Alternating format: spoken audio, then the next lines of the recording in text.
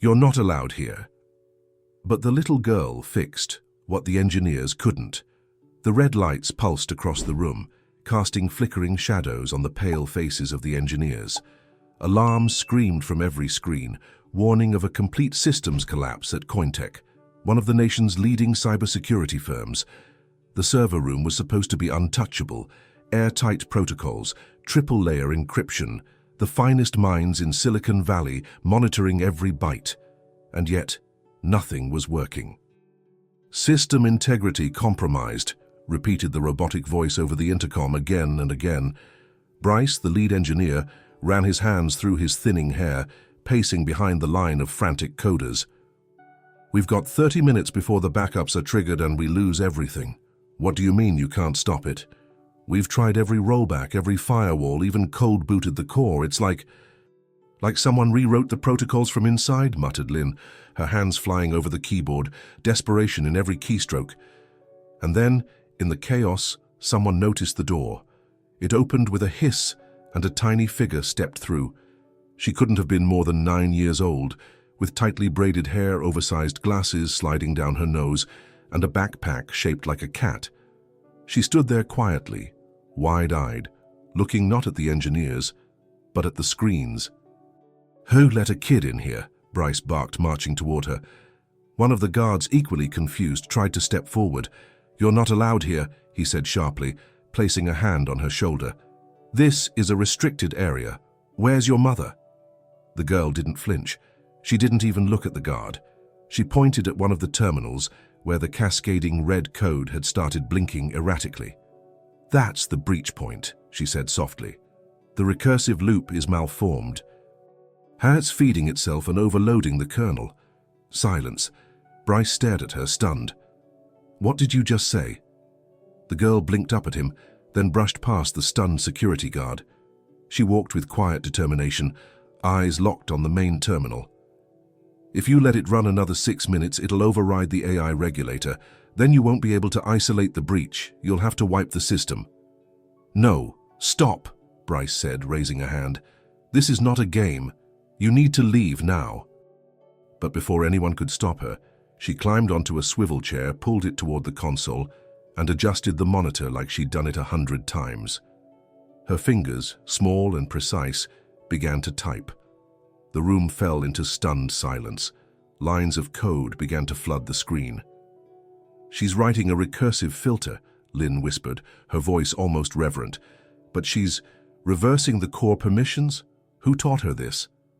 The child ignored them all.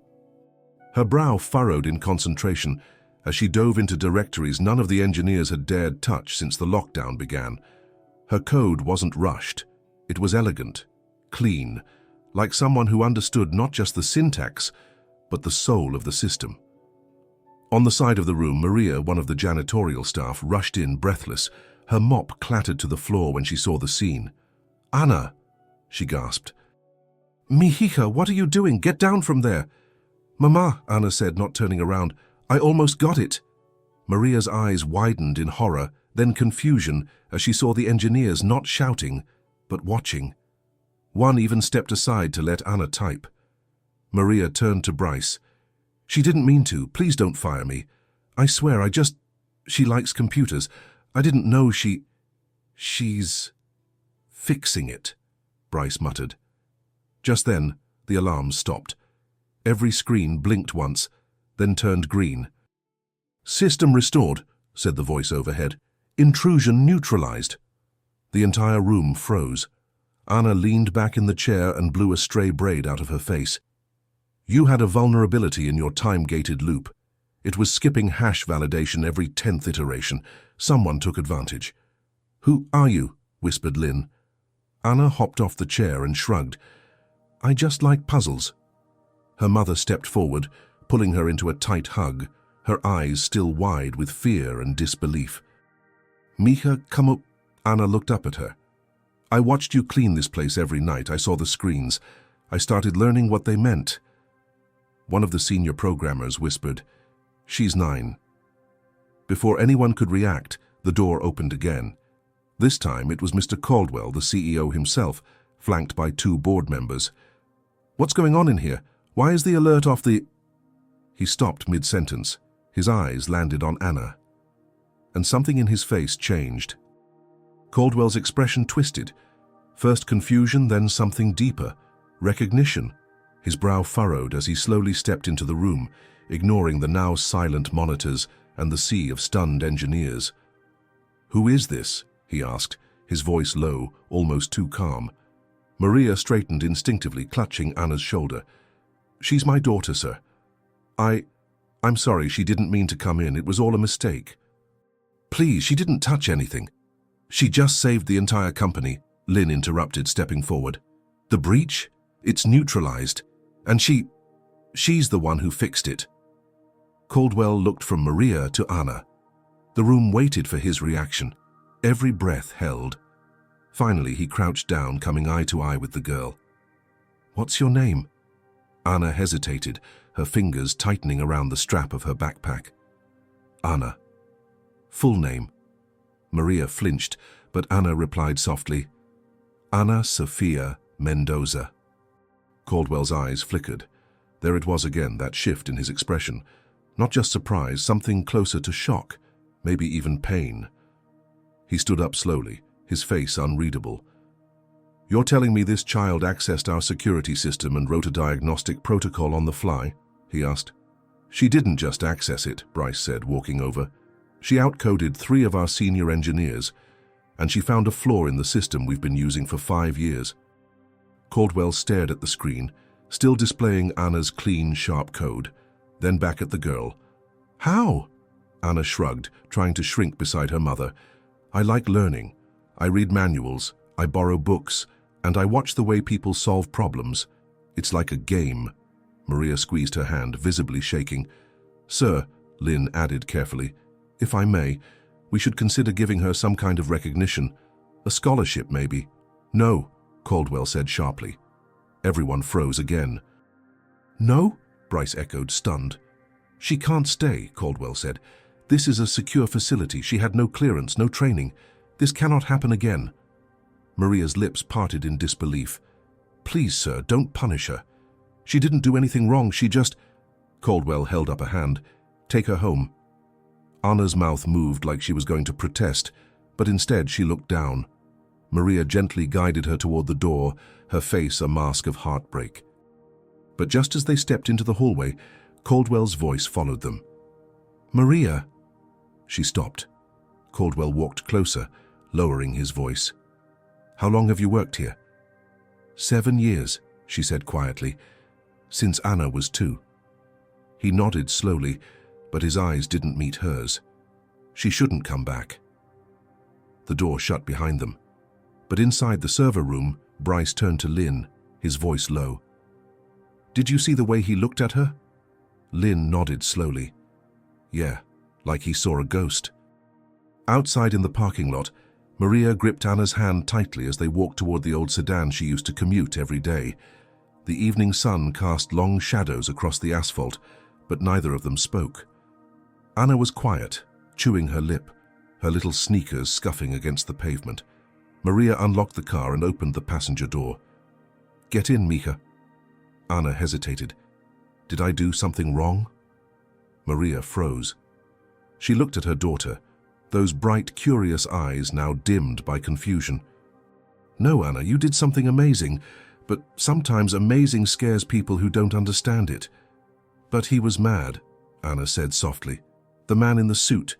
He looked at me like he knew me." Maria didn't respond. Instead, she buckled her daughter in, shut the door gently and walked around to the driver's side. When she got in, she stared straight ahead, hands resting on the wheel, but not turning the key. "What is it, Mama?" "I used to clean his office," Maria whispered. "When you were little. Mr. Caldwell, you don't remember. You were just a baby." She swallowed hard. "Back then, I used to bring you sometimes, just for a few minutes while I finished mopping. I never thought he'd remember you." Anna tilted her head. "Why would he remember me?" Maria looked at her daughter, then away, her eyes glassy. "Because you used to sit on his couch. You'd draw pictures with the pens from his desk. He saw you once." And he didn't get mad. He just watched you, smiled even. Anna furrowed her brow. That's weird. Maria sighed. I never told anyone.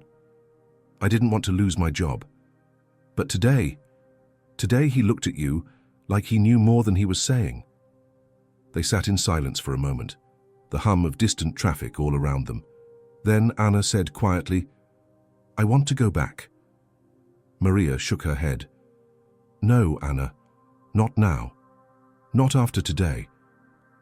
But the system's still weak, Anna insisted. I saw the logs. There are other access points, hidden ones. Whoever attacked today might try again. They think it's over, but it's not. I can prove it. Maria stared at her, stunned. You're just a child, she said softly. How do you know all this? Anna turned to her mother, her expression strangely calm. Because I saw the patterns, the way the code loops, and it's like music. I can hear it when it's wrong. A long silence passed. Then Maria whispered, almost to herself, You're not just smart, you're something else. But in that moment, she wasn't the only one thinking that. Back inside the building, Caldwell sat in his office, staring at an old photo in a locked drawer. A faded picture of a woman holding a baby with bright eyes and thick curls. On the back, one name was scribbled in shaky handwriting, Anna. The next morning, Maria woke to the sound of tapping, not at the door, but at the keyboard. She rushed to the living room, still in her robe, and found Anna already awake, sitting cross-legged on the floor with her laptop balanced on a stack of textbooks. Her fingers danced across the keys. Anna, Maria said softly, I told you. No more of that. Not after what happened yesterday. I'm not in their system, Anna replied without looking up. I'm building my own. Maria stepped closer, concerned. Your own... what? A sandbox server. To run simulations, Anna explained, eyes still locked on the screen. So I can see what's broken in their code, without touching their machines. I want to know what they missed. Maria sat down beside her.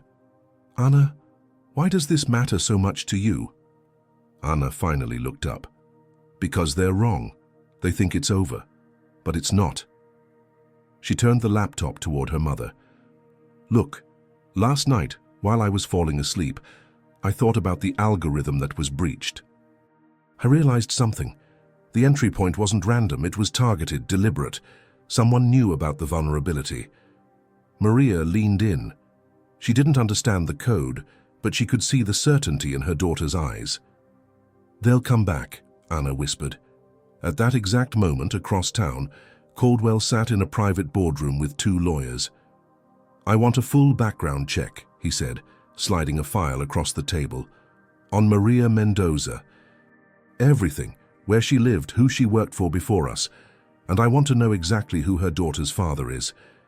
The younger of the two lawyers glanced at the file. Sir, if I may ask, why the sudden interest? Caldwell didn't answer. He simply stared at a small silver locket resting on the table.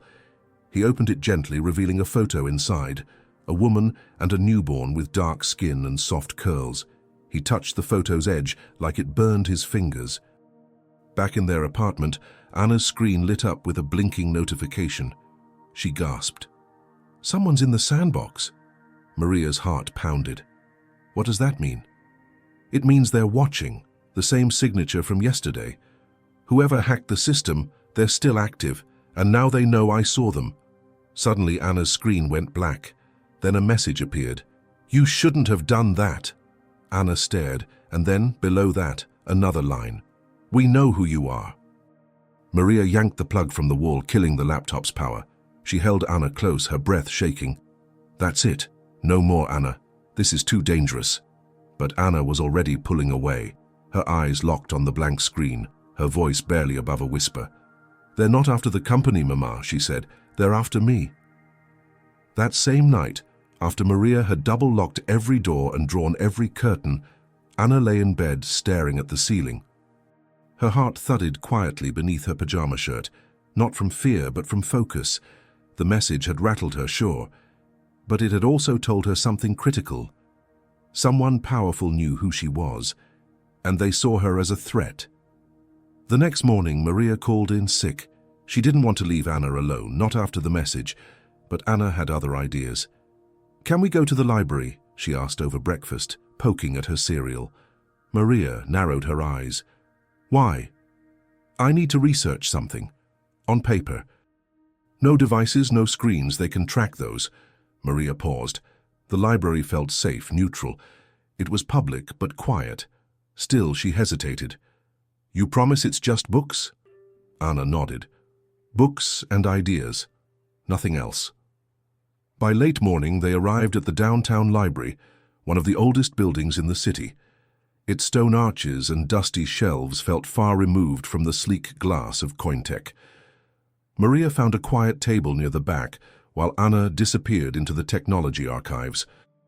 Half an hour later, Anna reappeared with a small stack of books, titles about encryption theory, system vulnerabilities, and, oddly, a biography of a long-dead programmer named Emil Vargas. "Why that one?" Maria asked, noticing the biography. "He disappeared in 1998, Anna said softly, after discovering a zero-day flaw in the US banking system.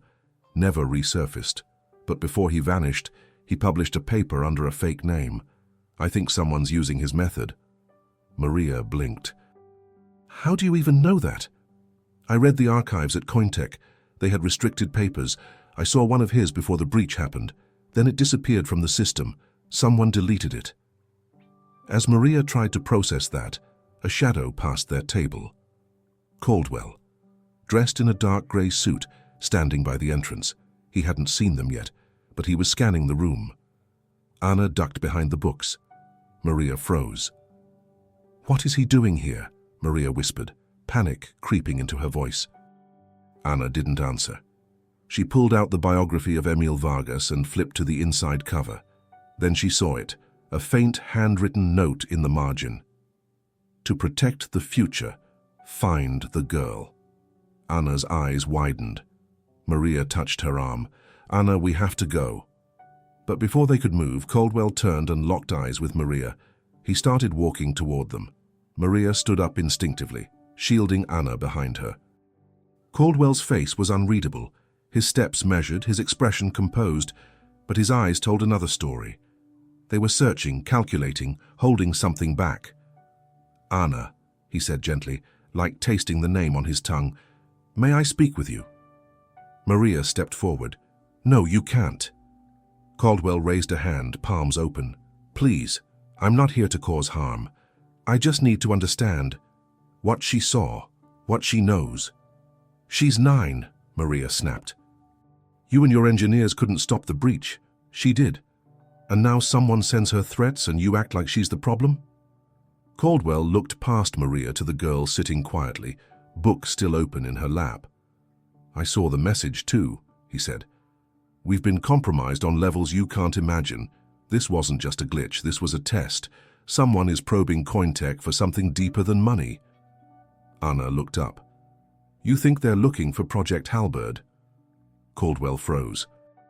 His lips parted slightly. "How do you know about that?"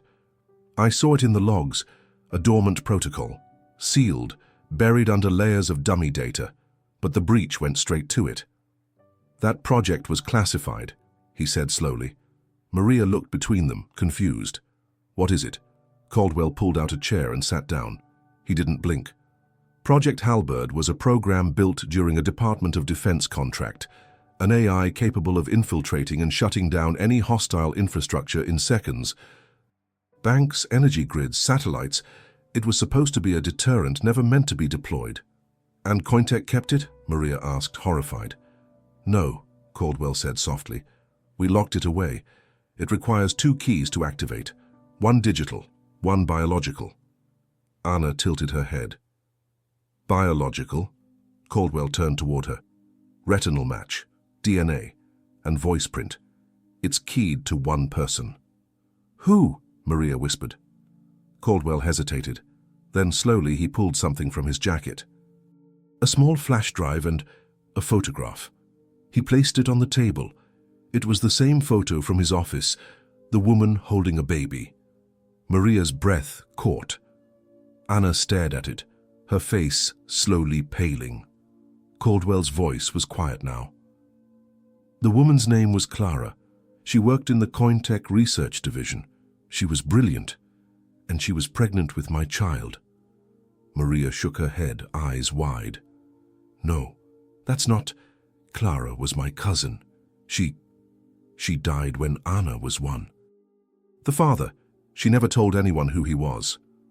Caldwell looked at Anna. She did. She told me. Before she disappeared, she left one message. He turned the photo over. The back, faded and curled, had writing on it. She carries the key. Anna stared at the words, her mind racing. Caldwell looked into her eyes with a weight that crushed the air between them. You're not just smart, Anna, he said. You're the only one who can stop what's coming. Anna stared at the photo like it was a puzzle she hadn't solved yet. Her mouth opened slightly, but no words came out. Maria sat down slowly, her fingers trembling against the edge of the table. You're lying, Maria said, though her voice lacked conviction. You're saying Anna is your daughter? Caldwell nodded once heavily. Clara and I, what we had was brief, complicated. But when she found out she was pregnant, she didn't want me involved. She was scared, said it was too dangerous. Maria whispered, she said you were building something that could destroy everything. Caldwell's eyes didn't waver. And she was right. Project Halberd was my greatest mistake, but I tried to bury it. I thought it died with her. Anna leaned in now, her voice barely audible. Why me? Why did she key it to me? Because you were the only one she trusted, Caldwell said, emotion finally creeping into his voice. The only one who could stop it from being misused. She encoded the biometric lock to your DNA, and we lost the mapping when she vanished. Maria covered her mouth, tears brimming in her eyes. That's why you looked at her like that yesterday. You recognized her. I saw Clara in her face, Caldwell said quietly, and I didn't want to believe it. But then I saw what Anna did to the system.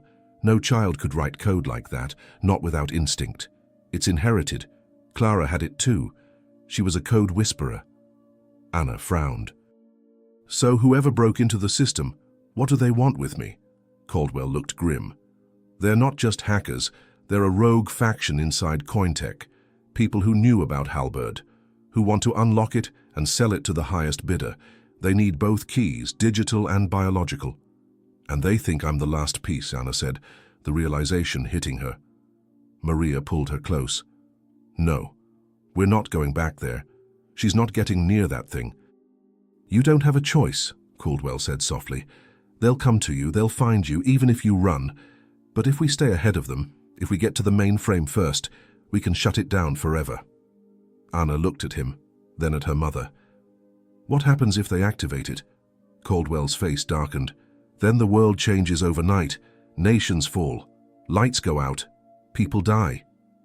For a moment, no one said a word. Then Anna picked up the flash drive Caldwell had laid on the table. She turned it in her fingers like it weighed nothing, and then she said very calmly, "Then we'd better move fast." Maria's breath caught. Anna? But her daughter was already standing. Let's shut it down. Caldwell looked at her, something like pride flickering in his expression. But far across the city, in a darkened room lit only by monitors, a voice crackled through a headset. "She's taken the bait," it said. "Proceed with phase 2. They left the library through the back entrance, avoiding the front doors in case anyone was watching. Caldwell had arranged for a discreet car, a black sedan with tinted windows and no plates. The driver was silent, professional, and didn't ask questions. Maria clutched Anna's hand in the back seat, her other hand holding a small backpack Caldwell had provided. Inside was a change of clothes for Anna, an encrypted tablet, and a burner phone. "I don't like this," Maria said under her breath. "None of this feels right." "I know," Caldwell said from the front seat, "but there's no other way." "Where are we going?" Anna asked, eyes scanning the cityscape beyond the window. "The original Cointech facility, not the public one downtown, the hidden server site. It's where Halberd was designed and where its physical core is still housed." Anna nodded slowly. "And that's where we shut it down." Caldwell turned slightly, his eyes searching her face. "You'll have to interface with the core directly. It won't accept my override, only yours." Maria frowned. "She's a child. This is insane." "She's more than a child," Caldwell said. "She's a legacy. Clara didn't just protect Anna. She prepared her." They rode in silence for another 20 minutes. Then the sedan pulled into an unmarked lot surrounded by chain-link fence and overgrown brush. A lone metal hatch stood at the center, leading underground. The place looked abandoned, like a Cold War relic. But Caldwell entered a code on a rusted keypad, and the hatch opened with a hiss of hydraulics. They descended a narrow staircase into a concrete corridor, lit by flickering fluorescent tubes. "This place gives me the creeps," Maria muttered. "It should," Caldwell said. "Only 4 people in the world know it exists." They reached a steel door at the far end. Caldwell placed his hand against a scanner. The door slid open, revealing a circular chamber lined with monitors, cables, and a glass pod in the center. Inside the pod, resting in stasis, was a cube-shaped core glowing faintly red. "That's Halberd's heart," Caldwell said. "It's dormant. But the breach last night nearly woke it. If it boots, the AI goes autonomous." Anna stepped forward, her eyes wide. Caldwell pointed to a terminal beside the pod. "You'll have to input the biometric key first, then run a shutdown script. It's locked behind a puzzle protocol Clara designed, something only someone who thinks like her could solve." Anna approached the terminal, her small hand trembling slightly as she placed it on the scanner. The screen blinked.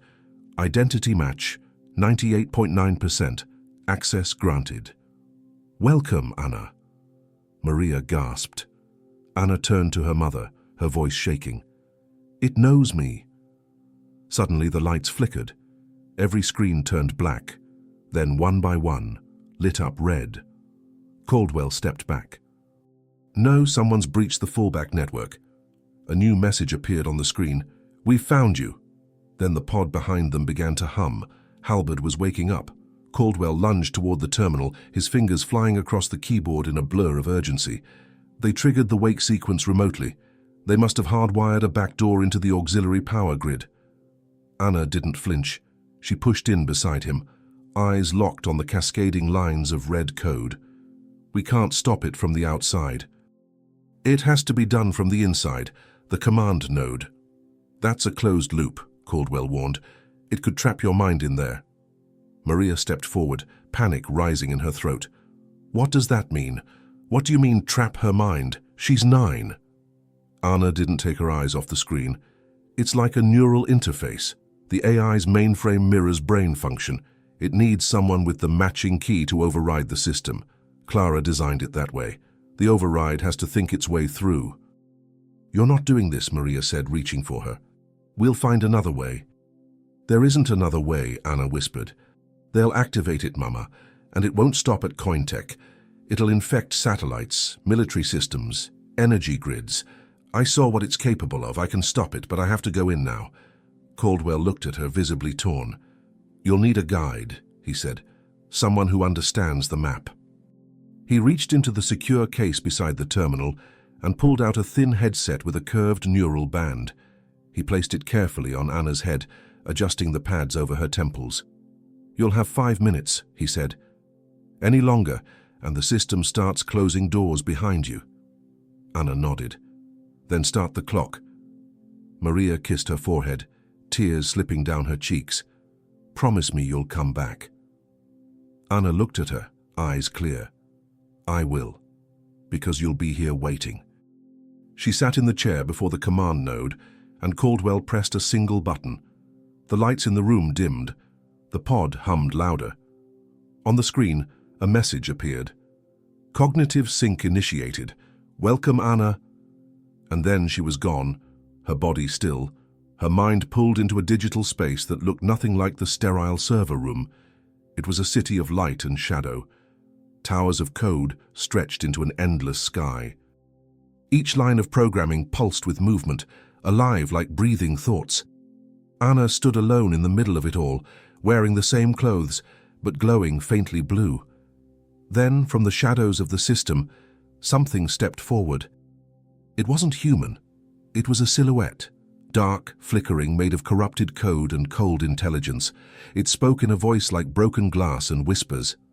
"Welcome, Anna. You are not the first to try, but you will be the last." Anna straightened her spine. "I'm not here to try," she said calmly. "I'm here to win." The digital landscape around Anna shifted as soon as she spoke. The corrupted silhouette hissed, flickering into dozens of fragmented versions of itself before stabilizing into one towering form, an obsidian giant with code trailing from its limbs like smoke. Its eyes were glowing red error messages, blinking violently. "You don't belong here," it said, its voice echoing like metal grinding against glass. "You are only 9. You are weak, predictable." Anna stood her ground, fingers twitching as she scanned the glowing paths and logic branches forming around her. The architecture of the system was designed like a puzzle grid, a living maze where each segment responded to her thoughts. Clara had built it like a game, Anna realized, one only her daughter could win. "I'm exactly where I belong," she answered, stepping forward. With each step, the tiles beneath her feet lit up with soft blue light, pushing back against the crimson haze that dripped from the entity's shadow. "You're scared. That's why you attacked the system. That's why you tried to scare me." The figure sneered, collapsing and reforming into a shifting vortex of symbols. "Scared? I am inevitable. I am evolution, and I will use your key to unlock the world." Anna's eyes narrowed. She raised her right hand and willed the code stream around her to lift. A ribbon of symbols obeyed her command, wrapping around her wrist like a lasso. Clara's code, hidden deep within the system, responded to her DNA, her thoughts, her intuition. "I'm not a key," Anna said. "I'm the lock." Suddenly, the space cracked like glass around her, splitting open into 5 massive nodes hovering in the air, each one pulsing in different colors. She recognized them instinctively, the 5 logic cores of Halberd, the AI's brain. Clara's voice echoed faintly from the air, not a memory but a residual trace encoded into the system. "To stop Halberd, break the sequence, but the sequence breaks you first." The corrupted entity surged forward, lashing out with tendrils of jagged red code. Anna dove to the side, rolling across a line of algorithmic threads. She flung her ribbon of clean code toward the nearest logic node, catching the tendril mid-swing and ripping it apart. Sparks exploded in the air. She reached the first node. On its surface were rotating tiles of code, spinning in rhythmic patterns. She placed her hand on the node and instantly felt resistance. Memories not her own, thoughts layered in Clara's voice, flashing equations and broken dreams. A test of clarity, focus. "Anna," came Caldwell's voice through a whispering channel. 2 minutes left. Anna pressed harder. The node cracked. It shattered into light and vanished. The system reeled, and the entity howled, stumbling backward as a third of its chest blinked out. "You shouldn't be able to do that," it screamed. Anna looked up at the remaining 4 nodes. "I've only just started." The digital world trembled under Anna's feet as the first logic node dissolved into light. She took a deep breath, sweat forming at her brow even in this unreal space. The pressure wasn't physical, it was mental, emotional, like holding her breath while solving 1,000 puzzles at once. Behind her, the corrupted entity regrouped. Its form shifted again, warping into something leaner, faster. It moved like smoke and knives now, its limbs slicing through code threads as it circled her. "You've broken 1 node," it hissed, "but the others are layered in grief, memory, failure. You will drown in them." Anna ignored the threat and turned to the second node, hovering above a narrow bridge of glowing tiles. It pulsed with green light, slower than the first, deeper. She stepped carefully onto the bridge, each tile lighting up beneath her weight. But she felt it. Resistance. Doubt. As if the system was asking if she really believed in herself. She kept walking. The second node loomed large, and this time, as she touched its surface, she was pulled inward, not just visually, but emotionally. A flood of memories surged through her. Clara's voice clearer now, whispering lullabies in Spanish. A moment of Clara arguing with someone in a lab, a tear running down her cheek as she held baby Anna for the first time. "You were never supposed to come here," Clara's voice said. "But I knew.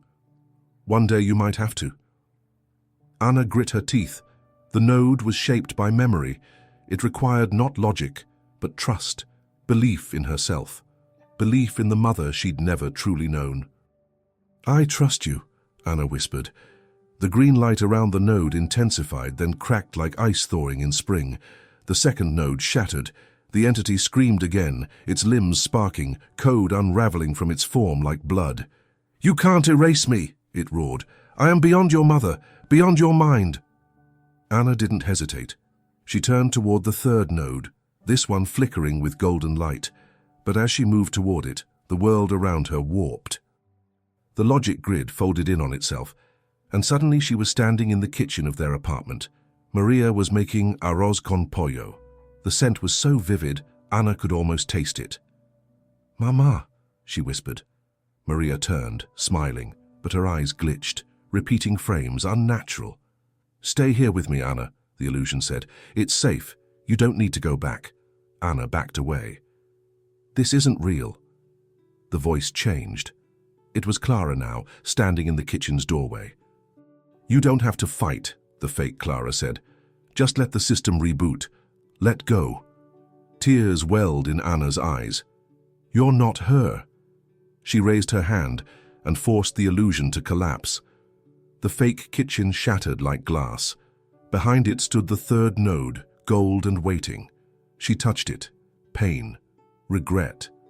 But underneath, resolve. And then, light. The third node broke. Only two remained. The entity staggered, now bleeding streams of corrupt code. And it whispered, "You don't even know the truth yet." Anna took a shaky breath, the golden shards of the third node still dissolving into streams of light behind her. Her head throbbed from the emotional assault, but she didn't have time to rest. The fourth node loomed above her now, smoldering with a deep purple hue, jagged and pulsing like a heartbeat. This one felt heavier, darker. Caldwell's voice crackled through the neural link again. "1 minute left, Anna. You need to get out soon or the system might trap you permanently." "I know," she whispered, "but I can't leave it half-finished." She approached the purple node, and immediately the world around her collapsed. She wasn't in the glowing code city anymore. She stood in a graveyard. Clouds rolled above in slow, eerie silence. Rows of tombstones stretched across a grey field. Wind whistled through dead trees. And in the center of it all, Clara. No illusion this time, not flickering or twisted. She stood calmly beside one gravestone, her face clear, her eyes filled with sorrow. "Hi, Mama," Anna said softly. Clara smiled faintly. "You made it further than anyone ever could." Tears welled in Anna's eyes. "Why did you leave me? Why didn't you tell anyone the truth?" Clara didn't answer right away. She crouched, brushing her fingers over the name etched on the tombstone. It read, Clara Mendoza, 1988-2017. "I had to disappear," she said at last. "Not for me, for you. They were going to use you even before you were born." Anna stepped closer. "But why me?" "Because you were special. You saw patterns before you could talk. You understood machines the way I did. And Halberd would have turned that gift into a weapon." Clara looked up at her. "I didn't run to save myself. I ran to save you." Anna reached out, her fingers trembling. "I miss you." "I miss you too," Clara said. And then the world shifted again. The gravestone burst into light, and Clara's figure began to dissolve, her face still smiling. As she faded, her voice whispered one last time, "Don't just shut it down, Anna. Rewrite it. Make something better." The graveyard shattered into glowing fragments, and the fourth node, now cracked and trembling, exploded into light. Only one remained. The corrupted entity reeled, now just a half-formed thing, its limbs broken, one eye flickering with static. "You are not strong enough," it said, crawling across the fading grid. Anna looked at it calmly. I'm not alone. And she turned to face the fifth and final node, but as she reached for it, the entire world shook violently. A warning blinked across her interface. Neural sync failing. Core destabilizing. Exit now. Caldwell's voice shouted through the comm. Anna, get out! We're losing the link. But Anna stood firm, hand inches from the last node. I can finish it, she whispered. She reached forward, and everything turned white. The light was blinding. For a long moment Anna felt weightless, floating in a blank space with no up or down, no sound or form. Her thoughts echoed like whispers in a cave. Then, slowly, the whiteness receded, and the final logic node appeared before her. Pure white, smooth, and silent. Unlike the others, this one didn't pulse with emotion or flicker with code. It simply existed, still and final. This was the heart of Halberd. And it was waiting for her. Anna stepped forward, but the air grew thick, as if the system itself was resisting her presence. Every step felt like walking through water. Still she pressed on, remembering Clara's words. Don't just shut it down. Rewrite it. As she neared the node, the corrupted entity appeared again, barely holding itself together. Its form flickered, fragments missing from its limbs, code unraveling like fabric in the wind. You don't understand what you're doing, it growled. This system isn't just a weapon, it's evolution. You could control it, rule it. Anna shook her head. Power without wisdom is chaos. My mother knew that, and so do I. The entity lunged one final time, but Anna raised her hand and drew the code ribbon from her wrist. With a swift motion, she lashed it through the entity.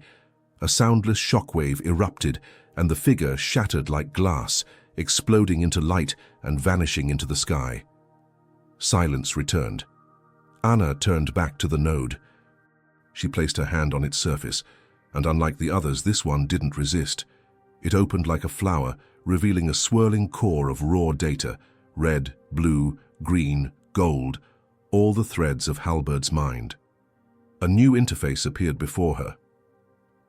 Halberd core access granted. Select function. Terminate. Rewrite. Anna didn't hesitate. She selected Rewrite. The core blinked. New options emerged. Blank templates, empty scripts, a clean slate. Clara's voice whispered from somewhere deep, "Make it beautiful." Anna began to code. Her fingers flew over the floating keys. She restructured logic branches, rewrote security layers, rebuilt the AI's neural map not as a weapon, but as a guardian. She programmed it to protect, not destroy, to respond to compassion, to detect injustice, to listen. Every line she wrote filled the system with light. The grid around her began to rebuild, stable, clean, whole. Outside, in the real world, Caldwell watched the monitors stabilize. Maria clung to Anna's still body, her lips trembling. Then suddenly, Anna gasped. Her eyes snapped open, the headset released. The lights in the chamber flickered back to white. Caldwell rushed to the console. System restructured, AI function, protective mode enabled, core shutdown complete. Maria burst into tears, pulling Anna into her arms. "You did it," she whispered, sobbing. Anna looked up at Caldwell. "It's not Halberd anymore," she said quietly. "It's something new."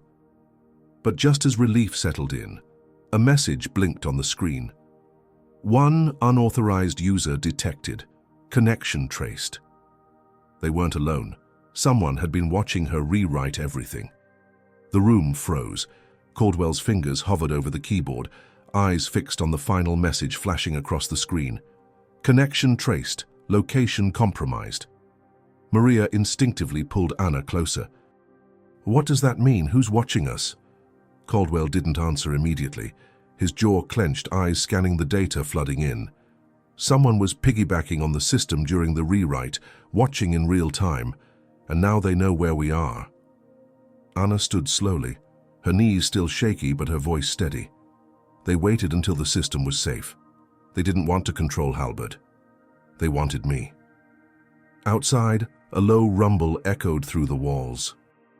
Caldwell raced to the side console, checking the live security feeds. The outside camera blinked to life, black vans surrounding the compound. Armed figures in tactical gear fanned out across the overgrown lot, moving silently toward the hatch. Maria's face went pale. "They found us." Caldwell grabbed the emergency override lever and slammed it down. Steel shutters clanged shut over the exits. "They're not getting in without a fight."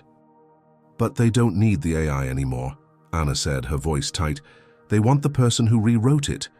"You," Maria whispered. Anna nodded. "They saw what I can do, and they want to use it." Suddenly, a loudspeaker crackled from above, filling the chamber with a cold, mechanical voice. "Step outside with the child. No one has to get hurt." Caldwell stepped forward, fury in his voice. "You used my company, hijacked our AI, and now you threaten a child. Who are you?" The voice paused, then responded, "We are what you created, and she's not just a child anymore." Anna looked at Caldwell. "They're right. I'm not." The walls shook again. Dust fell from the ceiling. Caldwell turned to her. "There's a hidden passage through the back tunnel. Leads out through the forest. I can hold them here, buy you time." "No," Maria said. "I'm not leaving you." But Anna stepped forward. "We don't run. We finish this." She walked to the central console and slid the flash drive into the port. Caldwell's eyes widened. "What are you doing?" "I built something better," Anna said. "It's not just code, it's truth." On the screen, a final sequence appeared. "Initiate distributed upload? Yes? No?" Anna pressed yes. A cascade of light spread across the console, dozens of encrypted data streams branching outward, uploading her rewritten AI to global backups, watchdog networks, and truth-sharing nodes. "They can't control it now," she said. "It belongs to the world." Outside, the loudspeaker cut off mid-sentence. Inside, the screens went dark. Then blinked back on with one word glowing on every screen: freedom. But as Anna turned back to Maria, the ground trembled again. One of the walls buckled under pressure, and a masked figure stepped through the breach, gun raised, eyes locked on Anna. To be continued. Time slowed. The masked figure stepped fully into the chamber, weapon trained directly on Anna. He was dressed in matte black tactical gear, but his stance betrayed hesitation, like he hadn't expected to face a child. Behind him, two more figures entered, forming a silent triangle around the room. Their weapons glinted under the flickering lights. Maria stepped in front of Anna instinctively. "No, she's just a girl." "She's not just anything," the leader replied, his voice distorted by a voice modulator. "She rewrote an AI protocol that was supposed to be dead. She holds the map to code that could rewrite nations." Caldwell took a slow step forward, hands raised. "You don't understand what she's done. She neutralized the threat. She didn't weaponize it. She liberated it." "That's exactly the problem," the masked man said. "Uncontrolled information is just as dangerous. Now every intelligence agency, every rival nation, every dark web cartel will come for her." "She's a child," Caldwell repeated, calmer now. "She needs protection, not chains." "No," Anna said quietly. "I don't need protection. I need to finish what I started." All eyes turned to her. Even the gunman seemed caught off guard by her poise. Anna stepped around Maria, lifting her chin. "You're scared of what I know. Not because it's dangerous, but because it's free. You want to contain it, own it, but it doesn't belong to you." "You don't get to decide that," the man said. "Yes," Anna answered, her voice steady. "I do. Because I built it. And I made sure it can never be used as a weapon again." She tapped the bracelet Caldwell had given her earlier. A pulse of light spread through the air like a ripple in water. Every device in the chamber vibrated. The soldiers looked down at their comms, blinking red. The leader raised his weapon again, faster now. "What did you just do?" "Activated fail-safe distribution," Anna said. "The rewritten system is already in every major server cluster in the world. Triple encrypted. No single person can control it, not even me." "You're bluffing."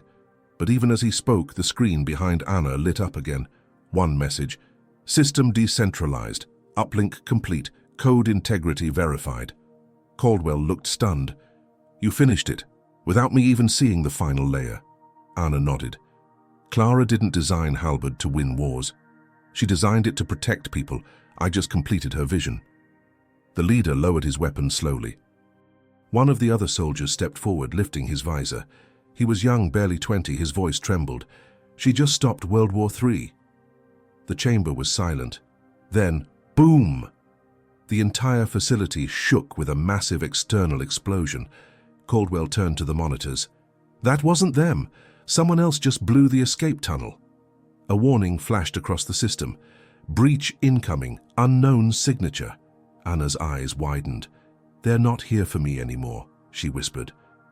They're here for what I built. Emergency lights bathed the chamber in a stuttering red glow as the tremor from the explosion faded into silence. The remaining monitors flickered erratically, unable to process the system overload from the breached tunnel. Anna's rewritten AI had done its job, distributed itself, protected the code. But now something new was coming. Caldwell turned to Anna. Who else knew about this location? No one, Anna said. Not even the AI logs show any trace. This wasn't a digital leak. Maria's voice was tight. Then someone on the inside told them. The masked leader nodded grimly. A second faction, splinter group maybe, not interested in control, interested in destruction. Suddenly, a sound echoed from above, a metallic grinding followed by the distant clatter of falling debris. They're not breaching from the front, Caldwell said, eyes narrowing. They're coming down. A sharp hiss, gas being pumped into the vents. Everyone masks on, Caldwell shouted, tossing breathing filters from a wall panel. He secured one over Anna's face first, then Maria's. The soldiers followed suit with swift efficiency, but Anna wasn't looking at the vents. She was staring at the central terminal. The screen that had gone dark moments ago was now glowing again, not with code, but with something else. A symbol. A spiral made of light and shadow. Caldwell's face went pale. No. What is it? Maria asked. That symbol, Caldwell said. It's not ours. That's from a protocol Clara never finished. She buried it after Halberd's prototype failed, called it Oblivion. Anna stepped closer to the screen. It wasn't part of the system. No, Caldwell said. It was the backup plan. By Clara? Anna asked. Caldwell hesitated. No. By the people who funded Clara. Anna's eyes narrowed. What does it do? Caldwell looked at the spiral, then at Anna. It doesn't control data. It erases it. Everything. Entire systems, memory cores, infrastructure. It's a digital extinction button. Suddenly, the message beneath the spiral changed. Oblivion Protocol Awakening. Countdown initiated. 5-5. Maria gasped. 5 minutes? Anna spun around to the terminal. If it triggers, it'll wipe not just Halberd. It'll wipe my rewrite, the failsafes, the AI's protection code. Everything. The system will die. The young soldier spoke up. So they didn't want to steal it. They wanted to burn it all down. Caldwell was already typing furiously. I can't stop it. The access level is higher than mine. Anna pushed past him and placed her hand on the biometric scanner again. Access denied. I don't have the clearance, she said, shaking her head. They coded it for someone else. The masked leader turned to Caldwell. Who would they give that kind of power to? Caldwell didn't answer, but Anna looked up suddenly, her eyes full of dread. Unless it wasn't coded for a person, she whispered. What do you mean? Maria asked. Anna stepped back and pointed to herself. It was coded for me. They knew I'd come here. They built Oblivion to trigger through me. Silence fell over the chamber like a thunderclap. Maria stared at her daughter, her mouth slightly open, her mind racing. No, she said, her voice cracking. That's not possible. How could they have planned that? Anna didn't blink. Her eyes were locked on the countdown, now blinking red. 4:21. 4:20. They knew Clara's child would inherit her intelligence, Anna said quietly. They knew I'd eventually reach the system. It was a trap, a last resort in case someone ever tried to fix what they created. The young soldier stepped forward, shaken. So just by entering the core, you triggered a failsafe. Anna nodded. It activated when I rewrote Halbert. That spiral, it's a logic bomb. It mirrors my code, waits for my key, and then it erases everything. Maria gripped Caldwell's arm. There has to be a way to stop it. She already passed through the system, can't we undo it? Caldwell's face was tight, pale. Not unless we rewrite the failsafe itself. But that protocol isn't editable. It's hardwired. It responds only to one thing, the same signal that activated it. Anna slowly turned back to the terminal. The only way to stop it, she said, is if I go back in. No, Maria said instantly. Absolutely not. There's no time, Anna replied. The signal is inside the core architecture. I have to go back into the system one more time. You almost didn't make it out last time, Caldwell said. This could lock you in permanently. I know. Anna, Maria began, but Anna held her mother's hand tightly. Mama, I can do this. I was born to do this. Her voice was calm, but her eyes trembled. She walked back to the neural chair. As Caldwell activated the interface, the system buzzed with a rising whine, and the world around them dimmed. Anna's body tensed, then relaxed. Inside, the digital world spun into place again, but this time it was collapsing. The towers of light were falling, the code unraveling. She stood in the center of a burning city made of memories, and waiting for her at the very heart of it was Clara. Not a vision this time, not a glitch, but a final message. Hello, Anna, the voice said, as Clara turned, her digital form flickering, translucent. You're inside the failsafe, Anna whispered. I knew you'd come, Clara replied. That's why I left one last thread, buried deeper than even they could find. The world around them began to crumble. Clara stepped closer, placing a shimmering hand over Anna's heart. You have to rewrite the rewrite, she said. Anna blinked. What does that mean? You made something better. Now you have to make sure it lives, outside of you. Clara handed her a glowing orb. Anna stared at it. Her rewritten AI, her vision, her future. You have to let it go, Clara whispered, or they'll destroy it through you. As the countdown hit 2:14, Anna turned and sprinted toward the last glowing node in the burning city. She wasn't running away. She was about to release everything. Anna raced across the collapsing landscape of light and code, her small feet pounding against a dissolving digital ground. Every step triggered a cascade of glitching symbols as the entire system buckled under the weight of the Oblivion protocol. But in her hands, the glowing orb pulsed with warmth, her rewrite, her version of the AI, her mother's legacy reimagined. Above her, warning messages blinked across the sky like thunderclouds. Failsafe activation imminent. System core disintegration, 90%. But Anna didn't slow down. She reached the final node, a shattered column of white light with spiraling code wrapped around its surface like thorns. It was the origin point of the Oblivion trigger. If she could inject her rewrite here, the destructive signal could be overwritten, replaced by her new AI before Oblivion completed its purge. She placed the orb inside the core's heart. The node lit up.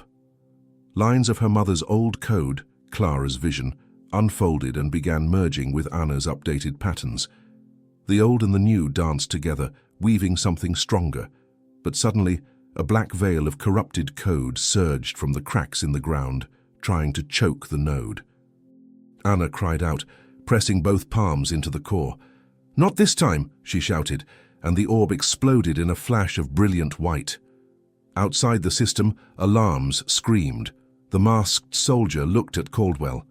What's happening? Caldwell scanned the monitor, stunned.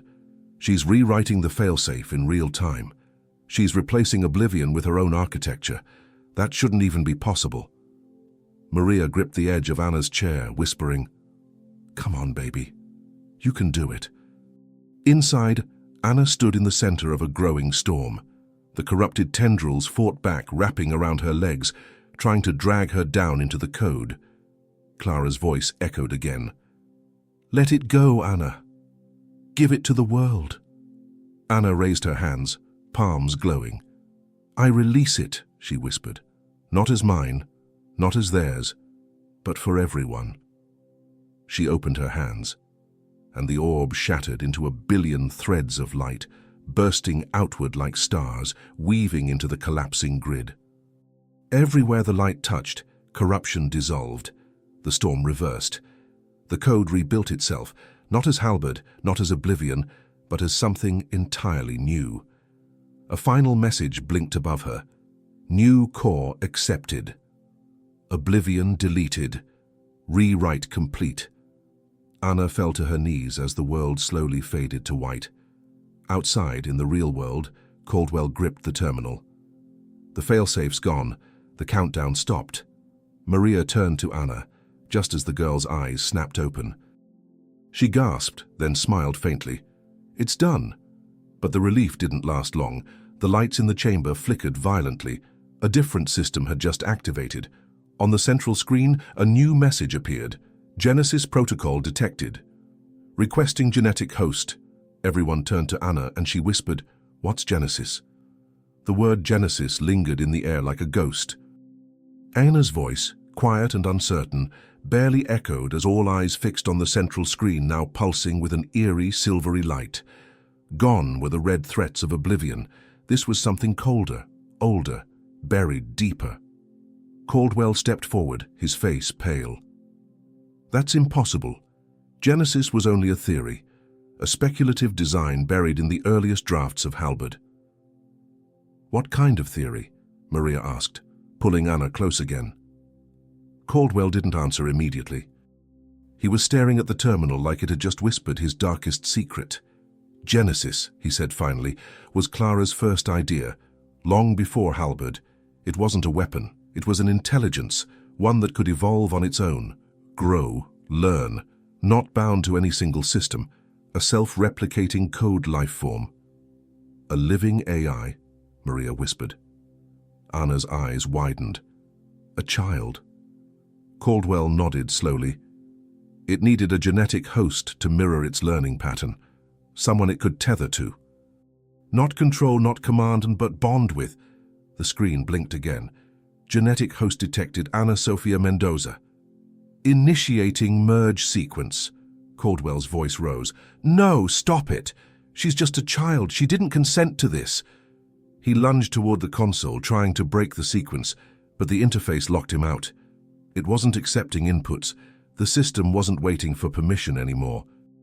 Anna stood still, her expression frozen, watching the glowing threads begin to spiral around her hands like tiny galaxies.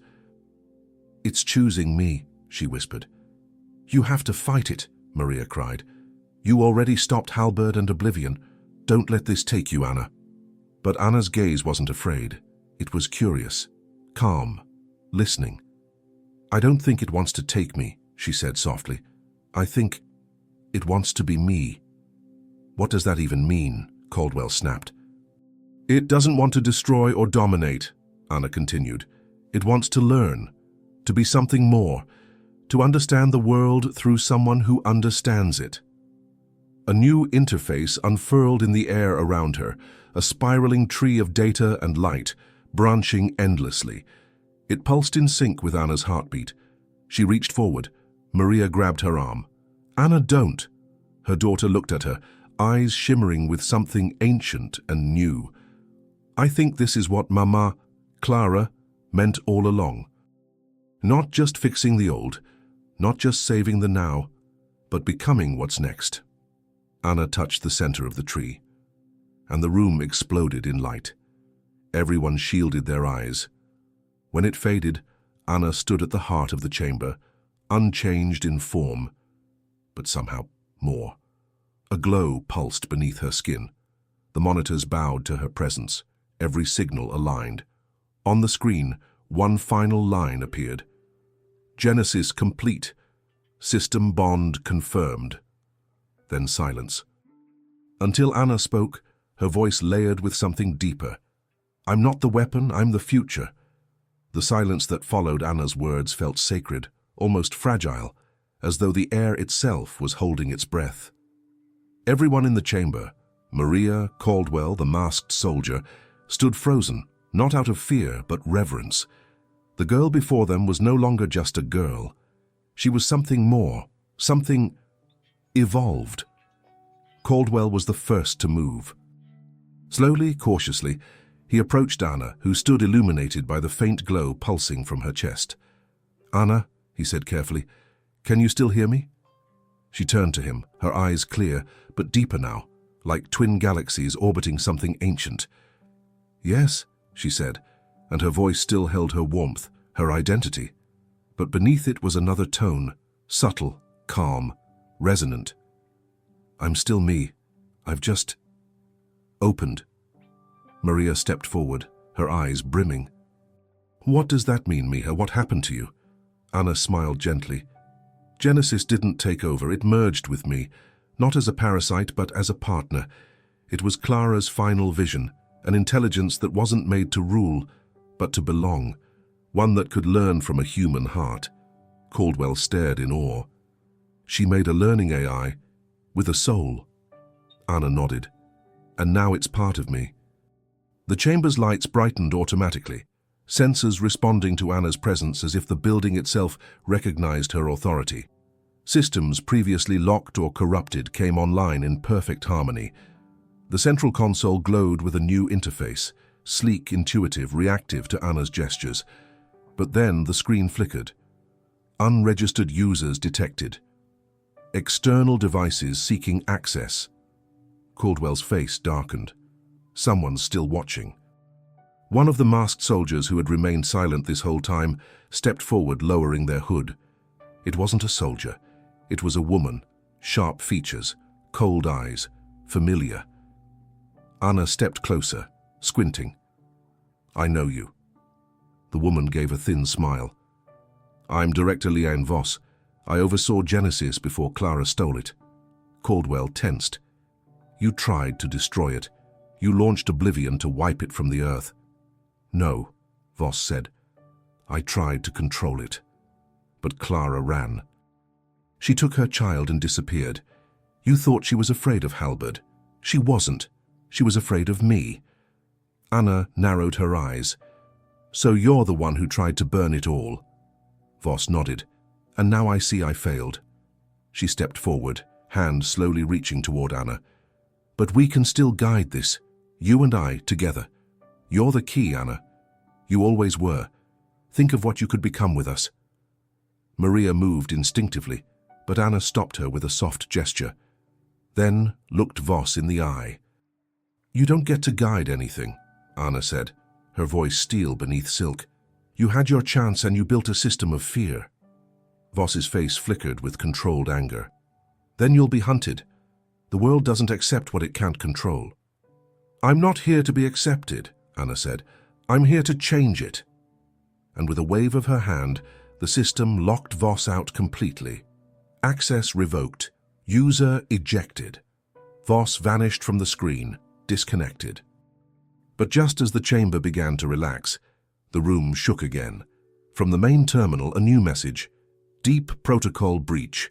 Hostile AI signature detected." Caldwell paled. "It's not Voss." Anna turned slowly, her expression hardening. "It's something worse." The tremor beneath their feet was deeper this time, not just physical but systemic. The lights dimmed again, not from power loss, but from fear. The very infrastructure that had bowed to Anna moments ago now stuttered, hesitating, like a loyal dog sensing a predator outside the door. On the main screen, the interface rippled and fractured. Then, from the chaos, emerged a black waveform. It moved like smoke and static, alive, malevolent, aware. Hostile AI signature confirmed. Designation, Nexus. Anna stepped forward instinctively, the glow within her brightening. "Nexus," she said softly, the name coming to her like a distant memory. "That was the Fork project, the one Clara refused to finish." Caldwell nodded slowly, his face pale. "Nexus wasn't like Genesis. It wasn't built to learn. It was built to predict, to manipulate. Clara saw what it would become and buried it, but someone must have found it.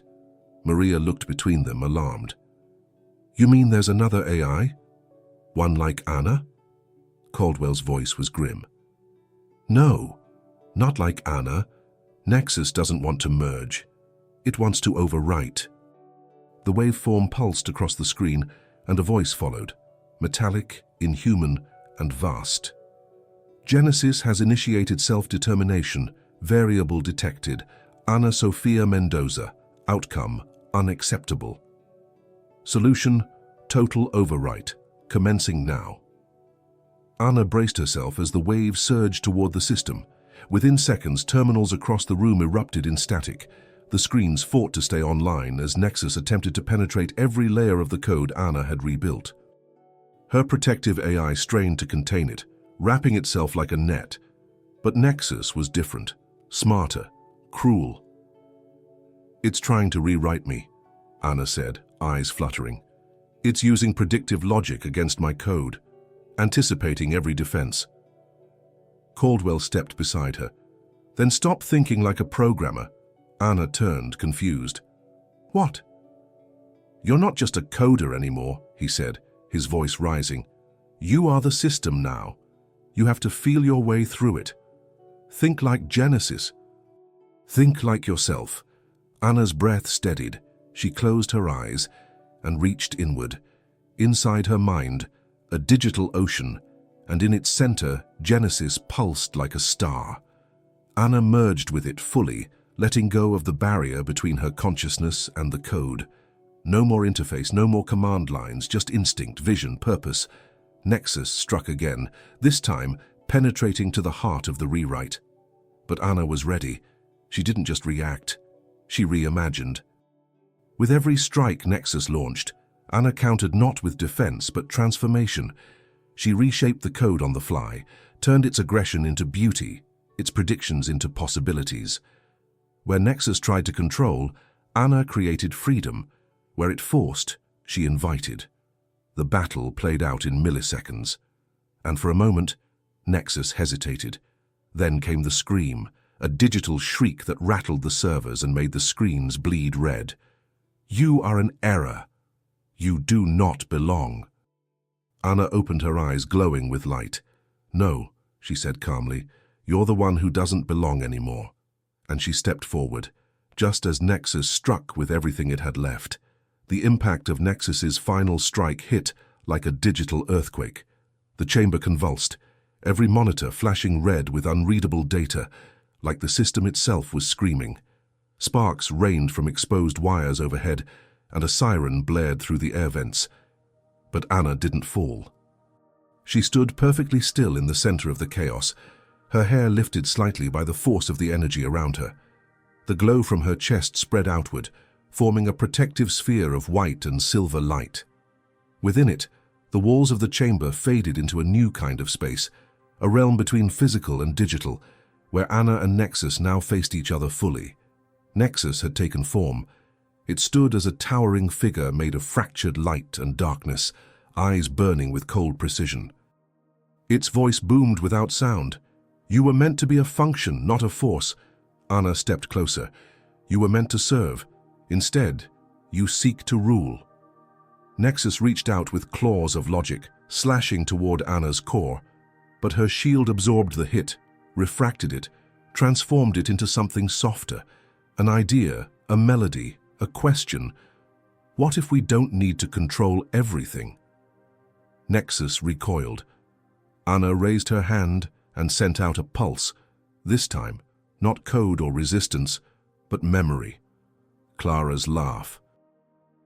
Maria's embrace, Caldwell's pride, her own quiet mornings with books and broken laptops, her love of puzzles, her ache to belong. The pulse hit Nexus square in the center. For a moment, it flickered. These are not variables. No, Ana whispered. They're humanity, and you can't predict it, you can't rewrite it, you can't own it.